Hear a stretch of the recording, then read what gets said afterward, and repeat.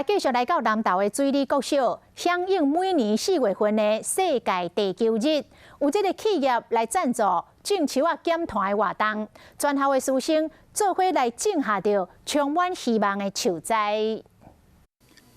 林务局林管处处长李正贤甲企业家以及水利国小校长带囡仔，做到水利二平山水沙连步道边啊，种代表希望的树仔栽。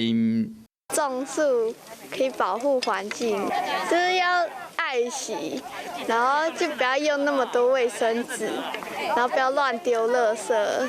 怎么样才可以永续地球，让树可以多一点，才能节能减碳？